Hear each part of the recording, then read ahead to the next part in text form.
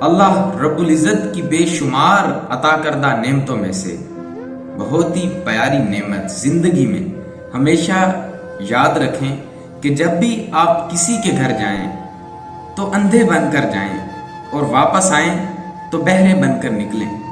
پتہ ہے کیوں؟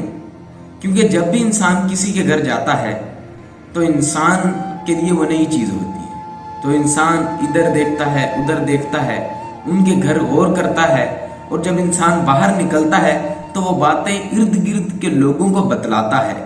ارد گرد سے مراد کہ اگر رشتہ داروں کے ہاں گیا تو وہ دوسرے رشتہ داروں سے اس طرح کی باتیں کرے گا، اور اگر دوستوں کے ہاں گیا تو دوستوں سے باتیں کرے گا۔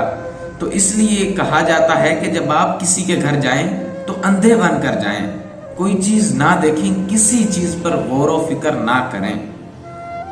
نمبر 2، جب بھی آپ کسی کا راز جان لیں تو اس کا راز کسی کو مت بتلائیں، کیونکہ اللہ رب العزت کہتا ہے کہ آپ میرے بندے کا راز چھپائے رکھیں، قیامت والے دن میں بھی آپ کا راز چھپائے رکھوں گا۔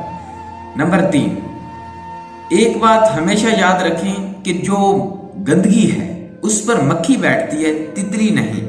تو آپ نے تتلی بننا ہے نہ کہ مکھی۔ اس لیے لوگوں کی اچھائیاں تلاش کریں، لوگوں کی بھلائیاں تلاش کریں، لوگوں میں مثبت سوچ دیکھیں، نہ کہ آپ منفی اثرات کو دیکھ کر اس کو برا کہنا شروع کریں۔